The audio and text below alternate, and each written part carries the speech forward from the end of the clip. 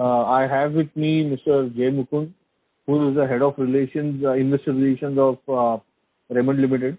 So, without taking further time, I would like to hand over the call to Mr. Mukund. Over to Mukund. Thank you, Abhijit. Good evening, everyone, and thank you for joining us for Q2FY21 earnings conference call. I hope all of you would have received a copy of the results presentation. I would like to urge you to go through this along with the disclaimer slides. Today we have with us Mr. Amit Agarwal, Group CFO, Mr. Joe Kuruvilla, who has recently joined in mid of October as CEO of Lifestyle Business, Mr. Ganesh Kumar, Chief Operating Officer, Lifestyle Business, Mr. Suman Saha, Chief Operating Officer, Branded Apparel. I will now hand over the call to our Group CFO, Amit, who will give you the summary of the results before we open up for Q&A. Over to you, Amit. Thank you, Mukund. Thank you, Abhijit, for hosting this call. Good evening, ladies and gentlemen. Thank you for joining us today on this earnings call to discuss our results of second quarter of fiscal 2021. Let me give you an overview of the market in the second quarter fiscal 21, which we saw. The first 2 months of July and August witnessed localized lockdowns. Progressively, the market started opening up as well as consumer sentiment started recovering. From September month of recovery of secondary sales was seen, which resulted in corresponding improvement in primary sales as well. The government stimulus package under Atmanirbhar Bharat Abhiyan and related measures coupled with good agricultural harvest resulted in improved liquidity in the hands of rural consumers. Now let me talk about Raymond and give you an update on various steps and initiatives undertaken during the current financial year. Firstly, safe shopping experience and processes for health and safety for our customers and employees have been a key focus area, and the same continues. As of 30th September 2020, 99% of our stores had been operational, complying with stringent safety guidelines, including contactless payments. Secondly, the cost rationalization measures undertaken in the areas of sales and marketing, manpower, rental, and others has enabled the restructuring of the organization, thereby improving the efficiencies and overall productivity of the company. In second quarter, our operating costs stood at 304 crores, which is 48% lower on year-on-year basis and similar to Q1 levels, while revenue has been up by 3 times as compared to first quarter fiscal 21. This includes a portion of our cost which is directly linked to operational level of performance. On a half-yearly basis, the OPEX cost was lower by 497 crore, which is 46% lower on year-on-year basis. Additionally, the rent cost savings for the full year amounted to 53 crore at about 30% of the previous year levels. This has been achieved through adoption of a collaborative approach with landlords, mainly through combination of rent waivers during lockdown as well as realigning the rentals. Thirdly, during the current pandemic time, keeping healthier liquidity has been critical for our business. The company continued its focus on cost reduction and working capital management, which resulted in positive free cash flow and a positive operating cash flow during the quarter as well as first half of the year. Our operating cash flow was 138 crore and free cash flow was 32 crore during first half of this fiscal.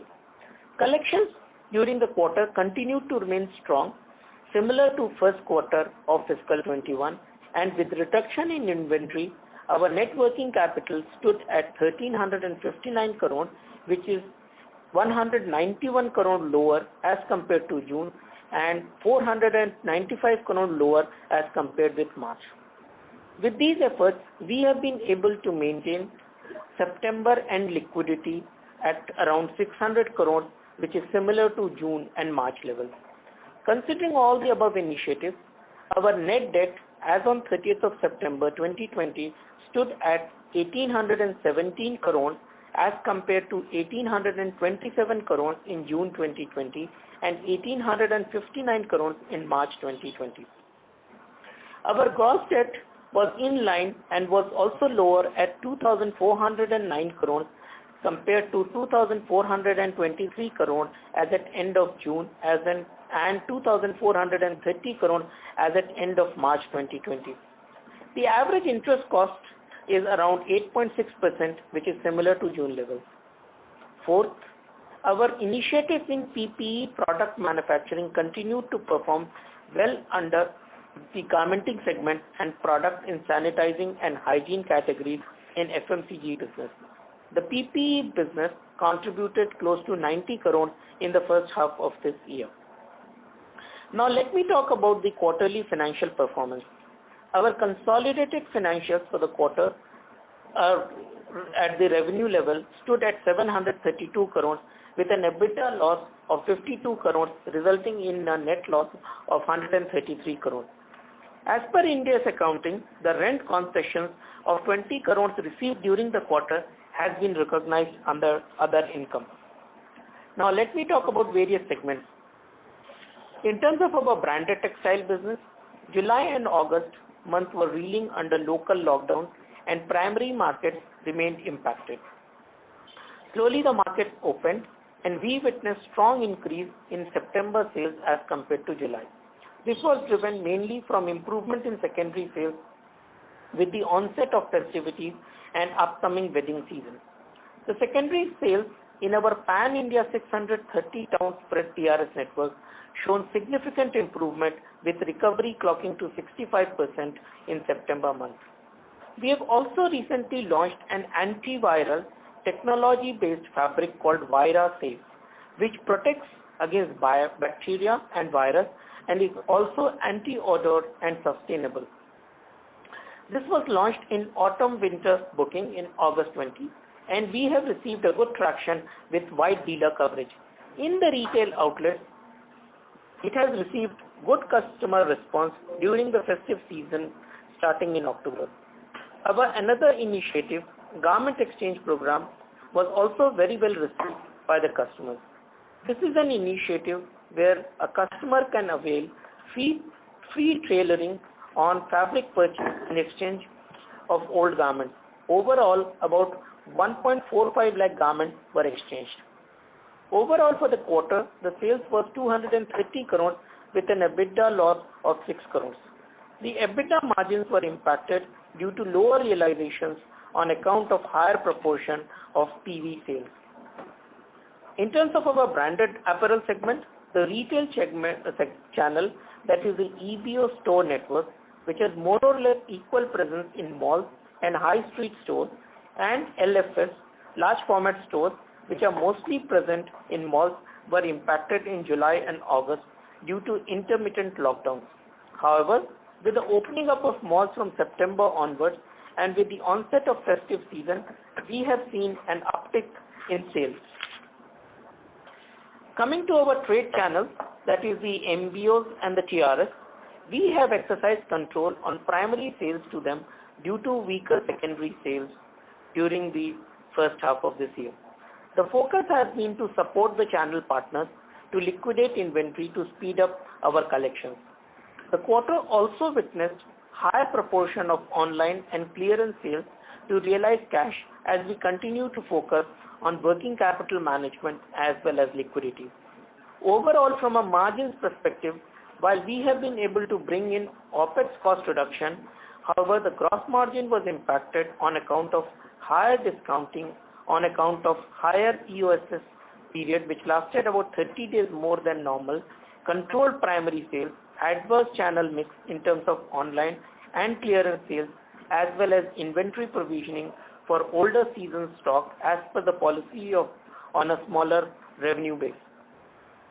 The primary focus in this business in the current times, testing times, has been working capital management and the measures that we have taken.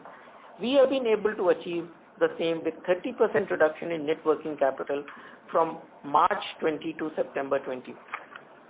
Our garment segment recovered to close to 80% levels to 187 crores in second quarter, mainly led by improvement in bulk and institutional MTM business, to key markets in US and Europe, along with contribution from sale of PPE products.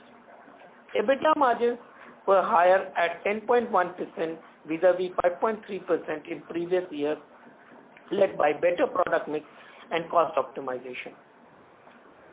Let me talk about high-value cotton shirting segment performance, which remained impacted mainly due to weak demand in the market.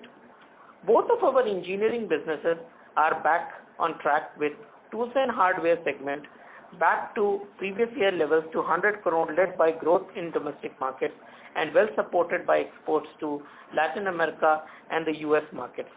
EBITDA margins also improved to 15.2% vis-a-vis 13.8% in previous year, mainly led by cost optimization measures. Now, auto components recovered by 93% to 49 crore, led by revival in demand from domestic markets and well supported by export market.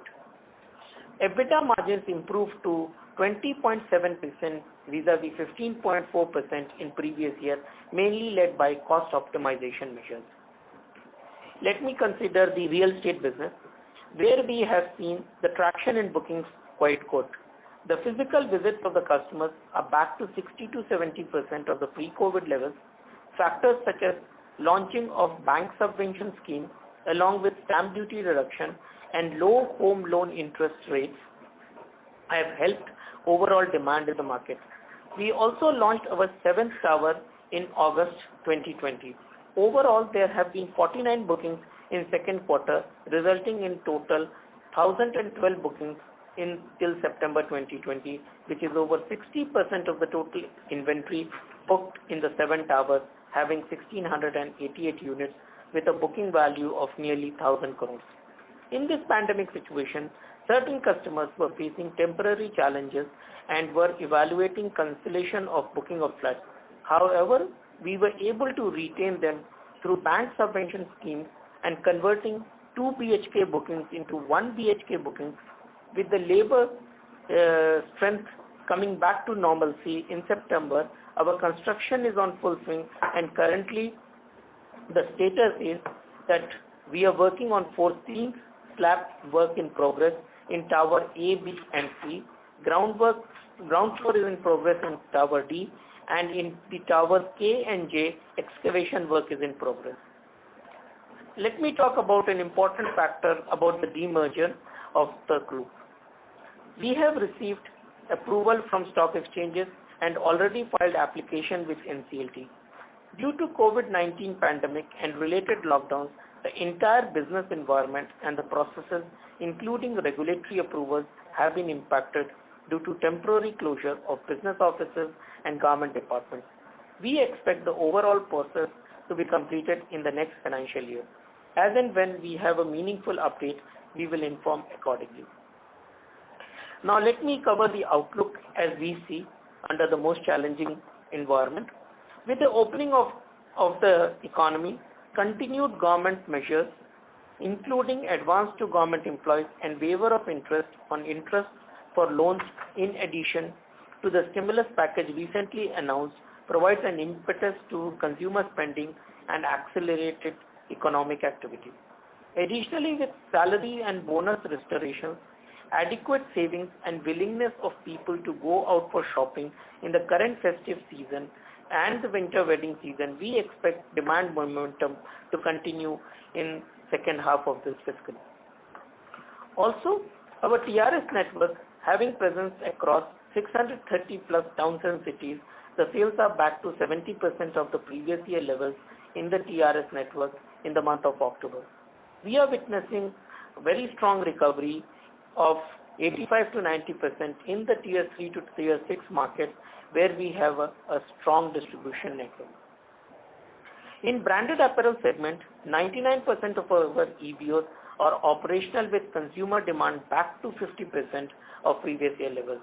Festival sales have been encouraging, and if we look at comparable sales, the Diwali festival recovery is higher than the Dussehra Navratri recovery. As the marriage season begins now, we are hopeful that the secondaries in the trade channels will further pick up and lead to reduction in inventory at the channel partners end. Now we look at the export markets. We saw in second quarter fiscal 21, the global demand had been progressively recovering, especially in the European market had opened up.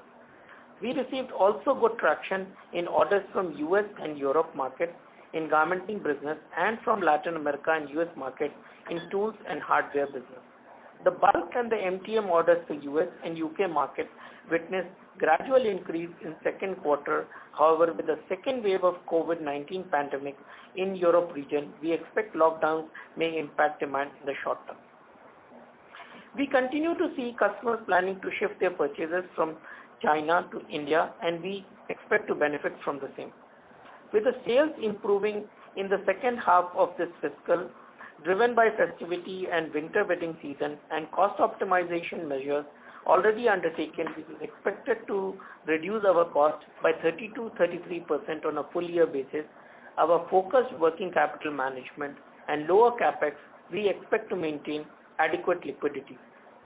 With the various initiatives undertaken, the restructuring of the business will bring in better efficiencies for a sustainable growth and profitability. Thank you very much. Now we will be taking your questions. Thank you very much, sir. Ladies and gentlemen, we will now begin the question and answer session. Anyone who wishes to ask a question may press star and one on the touchtone telephone. If you wish to remove yourself from the question queue, you may please press star and two. Participants are requested to use handsets while asking a question. Ladies and gentlemen, we will wait for a moment while the question queue assembles. Thank you.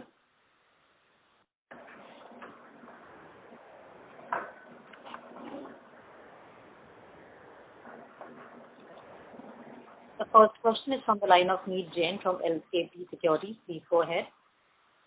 Hello, sir. Hello. On real estate business, as on Q1, our total value of booking was around 960 crores, and this quarter we are showing it was around 948 crores. So the 12 crores difference was due to the conversion of 2 BHK to 1 BHK, or there was a cancellation as well? No, primarily you are right. The first point that it is primarily, as I mentioned also in the script, that people have converted because of their cash shortfalls from a 2 BHK to 1 BHK, but they continue to remain invested into our project because of the sheer locational advantage and the amenities provided by this project. Okay, so means there were no cancellations during any of the quarters? No, nothing significant. Okay, thank you, sir. Thank you. Thank you. The next question is from the line of Manil Tariwal from Fiducia Capital Advisors. Please go ahead. Thank you for this opportunity, and thank you for sharing an excellent commentary and a presentation which basically gives a very good perspective. Now, so I have a question. The operator, Mr. Tariwal, we are unable to hear you clearly. Can you speak a little closer to the phone? Yeah, sure, I'll do that.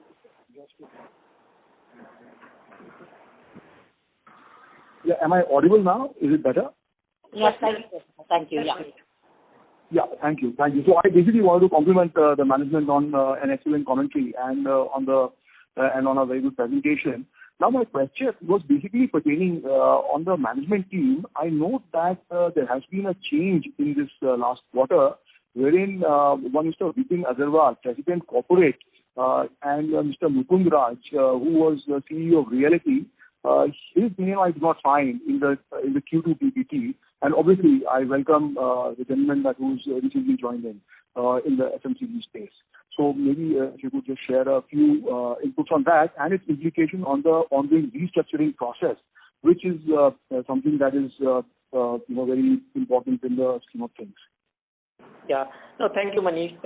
So let me give you the perspective that Mr. Vipin Agarwal has retired from the business, and Mr. Mukund Raj, who used to look after the real estate business, had decided to pursue some other career opportunities outside the group. As far as Mr. Joe is concerned, he has come and joined from Unilever Group from the FMCG, but he is the CEO for the lifestyle business. So he brings in a valuable experience in terms of how a business is to be shaping up. So it is a part of a major change which we are looking at and seeing this company to go to the next level. So he is part of this process and he takes over as the CEO for the lifestyle business. On the FMCG business, we have the management which continues to be there. Right. So, Mr. Agarwal, you mentioned that he basically retired, meaning... Yes, whip and retired, yes. Okay. My second question was on the ongoing efforts which are there to contain costs. How much of that is sustainable? Like you mentioned that the OPEX is down by significant amount, 48% quarter on quarter, and continuing Q1 to Q2 as well. So if I ask you that, what is going to be the position, say, in the Q2 of the next year? Meaning, what kind of a cost profile would you see? Obviously, your variable cost or the operating cost of doing work, but then in terms of the total cost savings of how much will it be sustainable is the understanding that I want to get. So look, as I mentioned that a portion of this cost is obviously in line related to the revenue and the operation level of performance. So to that extent, we will see a cost going up. However, the kind of savings which we have achieved, especially in terms of the manpower, the way we will spend money on the digital advertising, on the trade shows which we do, renegotiated the rentals, that all are more permanent in nature. So as we talk about, I would say that, let's say, close to 400 crores of the total OPEX cost will be permanent in nature. Oh my goodness, that is fantastic. Oh, that is wonderful. Okay, now see, Mr. Mukunda, since he left, so who's handling the realty, because he was the CEO of the realty business? Yeah, so you see, we have able team led by the one age very long in this business, Mr. Pokarna, who is looking after the business, and then we had the able team under Mukund, both in the sales and operations front, who are looking after this business. Okay. So Mr. Pokarna, who's the president commercial, he's basically now sort of responsible for the realty business, right? Yes. Okay. Thank you very much. Thank you and all the way. Thank you, Manu. Thank you. We'd like to request participants to please limit their questions up to 2. Should you have a follow-up question, we request you to return to the queue. We move to the next question from the line of Govind Lal Viladia, an individual investor. Please go ahead. Good evening, sir. Good evening. Yeah, thanks for giving me the opportunity to ask question. So my first question is, our apparel sale is down by 92% versus ABFRL sale is down by something around 60%. Why this variation, sir? Being in same business, we are apparel. So look, as far as our apparel sale is concerned, we are primarily into that primary, and we wanted, as mentioned in our script, that we wanted our channel partners to reduce their inventory, and therefore we restricted to an extent our primary sales to the channel partners, as well as some of the sales which would have gone through the online and through the other channels are at a discounted price. And we all know in this period, in this quarter, there was an extended EOSS that has impacted the revenue for the apparel business. Ganesh, or you want to add something? No, this is perfectly fine. Okay, but I don't know. Being in same field, they have done a lot better. So I was a little unhappy on this ground. Another thing, salaries, what we have taken cut to employees, other than we have removed employees, but the salaries cut, most of the companies now restoring that what they have cut salaries back because scenario is going to be better future. So anything on that? Still our salaries cut are continuing, or we are restoring again cut what we have done? So basically what we do is we are doing it business by business, level of operations. As we continue to improve, we accordingly adjust, and we strongly believe that in terms of the rationalization which has been done across the businesses and across the line items of cost, whatever is really needed at that point of time is being restored back, and rest continues to be the cut. No, just straight answer. I want this cut has been restored or it still continues? As I mentioned, wherever it was required, it has been restored back. Wherever it is not required, it has not been restored. Okay, partially it has been restored and partially not restored. Still not 100% it has been restored. Yes. Correct. Okay. My last question is that to earlier participant, you have replied that out of 700 something operating savings on cost we are going right now, run rate. So even out of that almost 60%, 400 crores is permanent. That is right, what you told? Yes, that is correct. That I want to understand, sir. Okay, right now it looks feasible, but suppose if we go back to earlier kind of sales and operations, so I want to understand how it is possible, same level of sales, all that. So is it mean that earlier we are doing some inefficiently operations, spending more, or how now we will justify saving of 400 crores on going same level of operations again? So that I want to understand, sir. So first of all, let me tell you that there is a concept called continuous cost reduction and improvement and productivity improvement. And through productivity improvement, you can achieve a lot of things. And this is part of that. Second thing, once you grow an organization, what happens is over the period, some of the costs get added, but you need certain times to correct the cost. And there has been a major correction in the cost has happened. So example, in terms of rationalization of some of the stores, which you put it and which were supposed to be profitable has not become profitable. Some of the stores tend to be very, very profitable. So those stores, if you are cutting down, that cost cuts down. Some of the people who were somehow into the excess, they have been taken out. There has been a productivity improvement because of the rationalization that has helping the cost. There has been certain changes, the way you source the material, that has helped the cost. Certain offices all across the country which you had, which you may not require, has helped the cost. Certain advertisements which were spent on the print media, you are moving to digital. Certain trade shows which you were doing physical, you are moving away. You are taking it to a digital mode. So all those various things, and it is not 1, 2 items. We have a laundry list of more than 150 items which has been scanned through, and such cost rationalization has been done. So it is an effort which has been performed, and if you look, many organizations undergo this kind of cost rationalization and they achieve. And it has been demonstrated in our case very clearly. If I am saving today 47% of the cost in the first half, clearly reflects upon that it has been already delivered. It is not anymore that we will deliver that. So, sir, understood. I appreciate if this comes to nothing like that. So, you mean to tell net we can go back to 6,500 crores of sales, what we have done in 1920, with 400 crores of saving. That is possible, you mean to tell, is it? Even that kind of operations also with 400 crores of cost saving we can do. First of all, let me tell you, I am not giving a guidance that whether I'm not asking let me complete. So, 6,500 crore sales is something which is at a certain level of operations.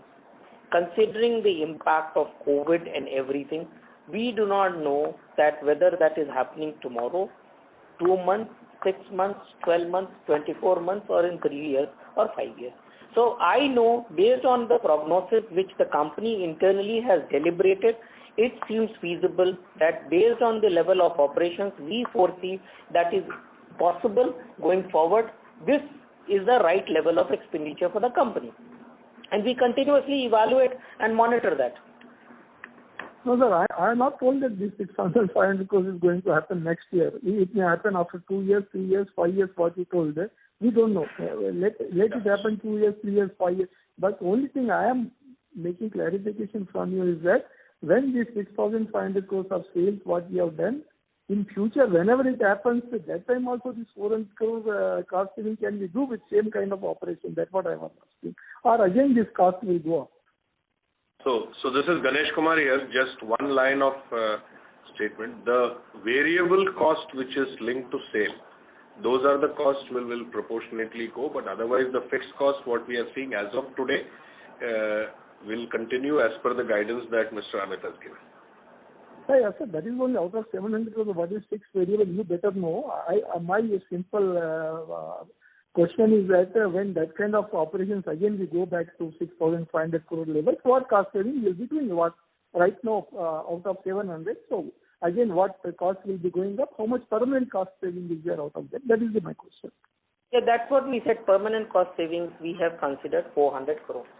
So okay, so to make category clear, even 6,500 crores of operations also, whenever it happens in future, we will be doing 400 crores of cost saving.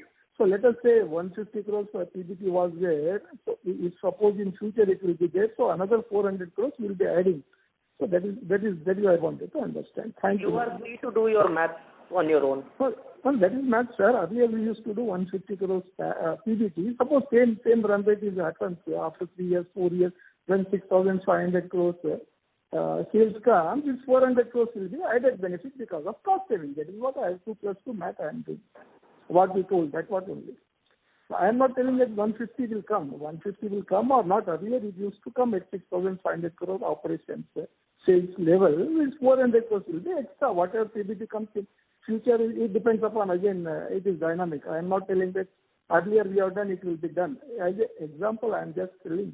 Earlier we used to do, so suppose. That's what I said, that you are free to do your maths. Yeah, no, that is much, what you have told on that basis only, I am doing this 400 crores will be extra, whatever PBT will be doing, this cost saving is going to be permanent. So, yeah, that is what I only wanted to clarify. Thank you very much, sir. Thank you. Thank you. Yeah. Thank you. The next question is from the line of Umang Shah from Edelweiss. Please go ahead. Hi, sir. Good evening. Once again, you know, good commentary, strong performance. Sir, I just want to understand from Mr. Joe. So you are moving from digital front in Unilever to a completely hardcore store-driven sales company. Any clue, any idea, what are your ideologies going ahead, how we are going to lead this particular team to, you know, getting back to the glory that we were at? So thank you so much. This is Joe here. Yes, 24 years in Unilever. This is definitely a different industry. Well, I'm 15 days into the job, so still learning on the ropes. But what I can say is that if I look at this particular business, it's obviously a lot of the consumer trends that this particular business needs to move into, right? Given the disruption we see in the market. So my one big theme which I want to look at is really how do you, in this changed circumstances, there are two big trends. One is how close we can get to the consumers, right? And that's something which comes from a bit of my FMCG background. And the second is obviously having done digital transformation in Unilever for a considerable period of time, I clearly see there is a huge opportunity, I guess, for every organization, but definitely for Raymond, it would definitely be a competitive advantage going forward. Okay, so just to be very clear on it, that we are looking at growing our digital front via our own website versus versus the likes of Myntra and Amazon. We are looking at developing our own digital footprint in Indian markets, right? I mean, we would be hoping for that. Yeah, let me just give you an answer which comes from a 15-day kind of an experience. Yes, I think it's a combination of both. Short time, but I'm sure that with your experience, it will be easier for you to understand. That's why. Sure. So it's going to be a combination of both, right? Because, you know, at the end of the day, we cannot say one or the other. But specifically, if Mr. Ganesh, the CEO, will probably need to just give a much more tangible answer if you need that. Yeah, thanks, Joe. So let me first say that the digital space is beyond e-com for any organization. The way we are looking at it is getting into supply chain, it is getting into designing, it is getting into how do we reach to the consumer and even the channel per se. So we are looking at a digital transformation, and Joe is going to lead us with his experience in terms of how do we bring it all together, thereby creating an efficiency and a very agile organization which is responsive to changing consumer trends. If that answers your question. E-com is just one part of it. Okay, so so I was hoping for more of our own digital footprint versus e-com, because in our business it's more of tailoring, it's more of the customer experience that one has versus I would say more of a touch and feel kind of business. So okay, I get my gist of it. Today is the age of disruption, so there can be many disruptions possible, and we would be looking for some of those disruptions to see in our business to take this business to a different level. Okay, yeah. So and that would obviously help with our balance sheet numbers also. So bettering our working capital cycle, that will be a more helpful hand, I would say. Okay. Yes. Okay. Thank you so much, and welcome, Joe. Thank you so much. Thank you so much. Thank you. The next question is from the line of Prashant Hazariwala, an individual investor. Please go ahead. Hello. Hi. Good evening, sir. Good evening. So my question is regarding branded apparel, right? So we keep on doing correction onto branded apparel. So how much more we need to do on this front? Because last quarter we did 96 crores of turnover and 107 crores of minus negative profits, right? So how much more correction we needed to do on this branded apparel? So look, in this quarter, what we had to do, we restricted our primary sales. We did some of the online and liquidation sales, and what has happened is certain provisions had to be taken on this, and it is based on the current situation. Whatever has been there, we have provided for and considered that. Now, on a go-forward basis, this is a business of fashion where season to season things change, and had we seen in the quarter the normal sales at the normalized level without a COVID, we would not have to take the effect of the online or the liquidation of such inventory. And we have explained that clearly that the EOSS lasted longer and we controlled the primary sales. We had adverse channel mix in terms of online and clearance sales, as well as some of the inventory provisioning which we did for the older stock. As we have a policy made in the company, beyond a certain number of seasons, you need to provide for such inventory. Normally, if you would have a running business, in a normal cycle without the impact of the pandemic, that material would have gone out and sold in the marketplace. So you did not have to take such an inventory provision. No, that's fine. But how much more do we need to do it? Like next quarter or another 2 quarters? How many more quarters do we need to do all this correction? That is what my question is. What we have done is done at this juncture. So there is not much that we are talking about that it will be done in the next quarter or the beyond quarter. As of knowledge of information which we said today, whatever was required has been done. So from Q3 onwards, we will not see this kind of big correction figures, right? It depends upon the market situations. Let's say if we need to still go out and do some of the liquidation sales, if we need to continue more discounting in the marketplace, which is dependent upon the marketplace. So that is difficult for me. No, right, but Q3 is almost about a half of the Q3, right? So almost 1 month and 15 days is gone, right? So you still didn't get any idea about Q3? So I'm telling you, October has been quite good for us because of the festive season. That has been very, very good for us in terms of the month of October. My concern is only this branded garments. Right? I'm talking branded apparel also. We have seen a very robust sales in the month of October for the branded apparel segment.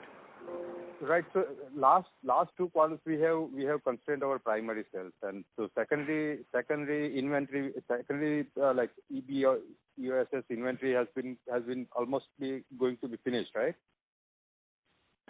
But you have to understand during the lockdown how much sales has actually happened from the secondary channel also, because for the first 5 months of this half year, primarily there were lockdowns, so the malls were not opened. So the EBOs sit there, so they have not been able to sell. So there is still a lot of material sitting with these EBOs and secondary channel players. So right. So that is what my question is. If there are a lot of material sitting with them, right? We need to correct them, right? Because these are all old inventory. It's not new inventory because we have not pushed up our primary sales in right? Right. So this inventory needs to be corrected, right? And so this is Ganesh Kumar here. What we are basically doing is, if I have to sell, say for example, X number of units as primary sales to give freshness to the collection, we are restricting it and working on a agreed pattern for inventory reduction. And we would like to see if the market suddenly booms up, then it will be backed up with primary sales as well. As of today, we are equipped for any primary sale demand that comes and shoots up in the market. No, Ganesh, that's fine. What is my? Do you guys have any idea like how much inventory is with secondary sales guys, or we don't have any idea about it? We have. There are across different channels. For example, our business runs through the MBOs, the EBOs, and the Raymond shops. We control the inventory at the EBOs because it is our own inventory, and we control the inventories at the Raymond shop. There things are very much in control. It is the MBOs where the inventories, we do not have line of sight for that. And we are still working on the correction on the MBOs, but it's not very significant. So do we see on green peak on this branded apparel in this quarter?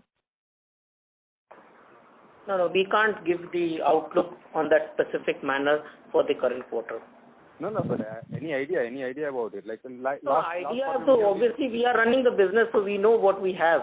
I told you that we have seen a robust increase in the sales in the month of October, clearly based on the festivity which we have seen and the onset of the wedding season. We have seen a robust sales, and beyond that I will not give a comment. All right. Thank you very much. Thank you. Thank you. The next question is from the line of Priyanka Trivedi from Antique Stock Broking. Please go ahead. Yeah, thank you for the opportunity.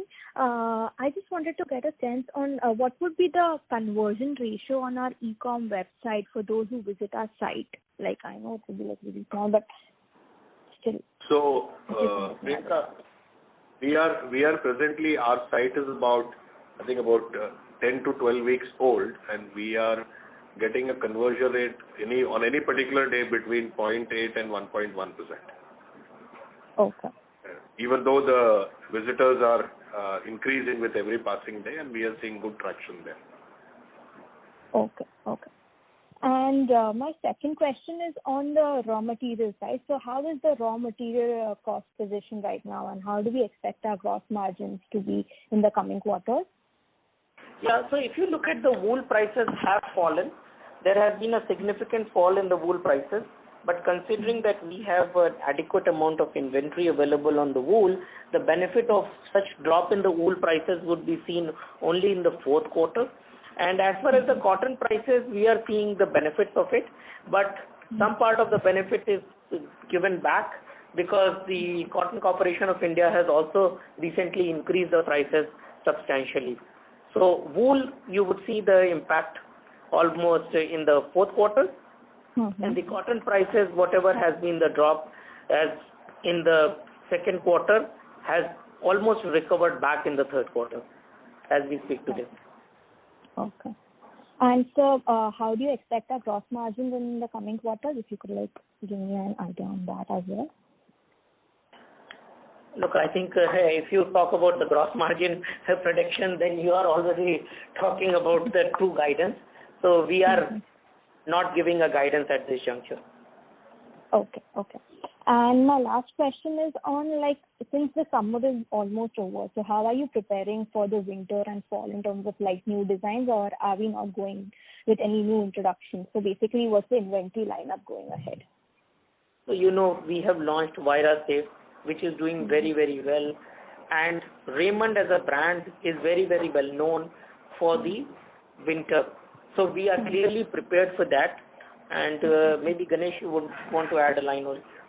So in fact, we have done our assessments of the requirement of the market, and we have our inventories well positioned to reach the market as the demand picks up. Okay, sir. Yeah, that's it from my side. Thank you. Thank you. Reminder to all the participants, to ask a question, you may please press star and 1 on your touchtone telephone.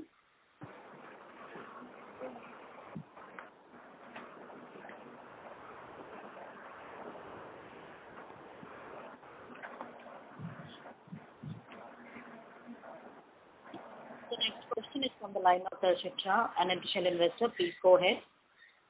My question to Raymond will be, there has been the news, which is coming up that Raymond Consumer Care is planning. Hello, can you hear me? Yes, we can hear you. Okay, I just wanted to ask about the news, which states that, Raymond is planning to exit the FMCG business. So can you please give us some clarity on the same? So, as we mentioned on the response to that, we can't comment on speculation. And as you know, we will evaluate rightfully the opportunities which will come upon us. And if there is something concrete which makes a material disclosure, requirement for a disclosure, we will disclose. So we can't comment on the speculations which people talk about, but we will evaluate opportunities. As a group, we have many businesses. We will evaluate the opportunities. Okay, thank you so much. Thank you. Thank you. The next question is from the line of Prashant Zariwala, an individual investor. Please.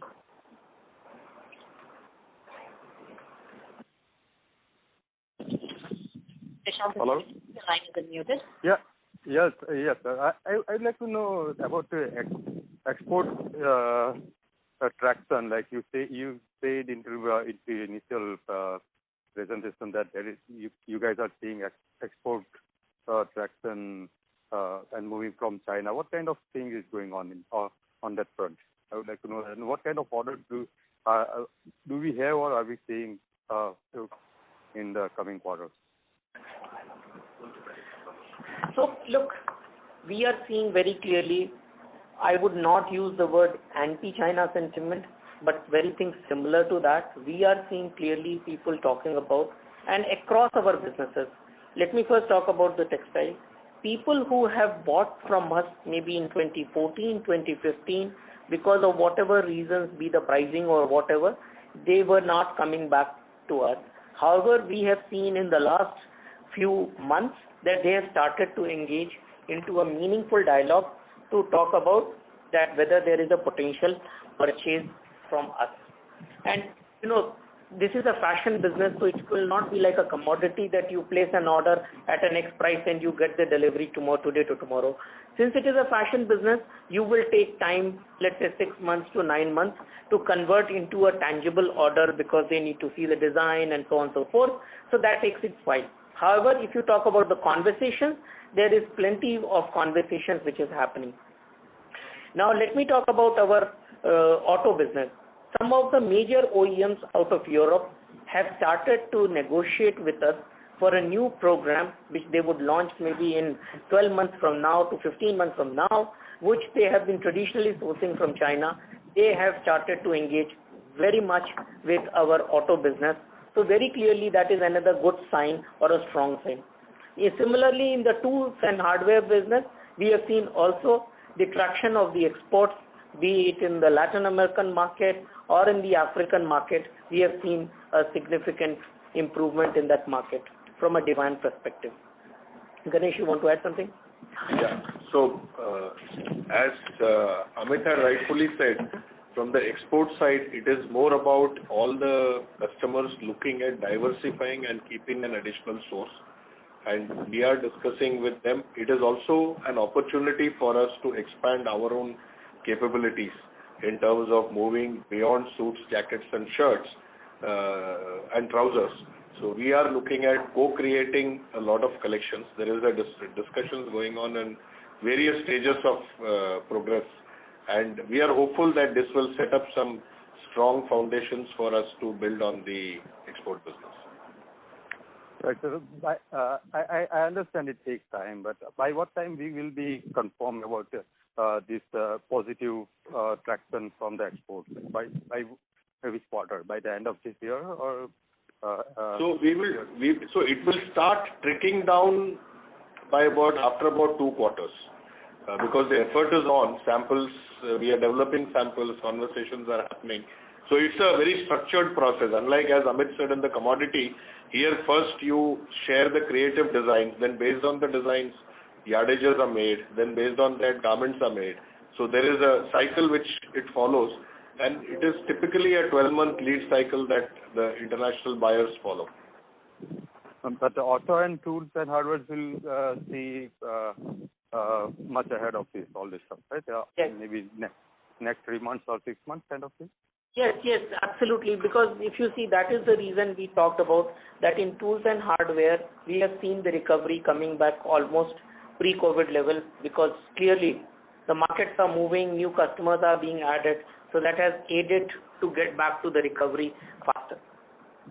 Okay. Are we seeing any benefits from government for like PLI schemes for textiles or any of our segments? So look, there has not been a major scheme which is directly related to the textile. However, there is a rub-off effect. One, I can tell you classically, previously on the linen side, on the yarn, there was a duty imposed because of a Chinese import. However, that has been extended, let's say 2 months back, even on the fabric. So that has absolutely helped us in order to become more competitive on the linen fabric point of view.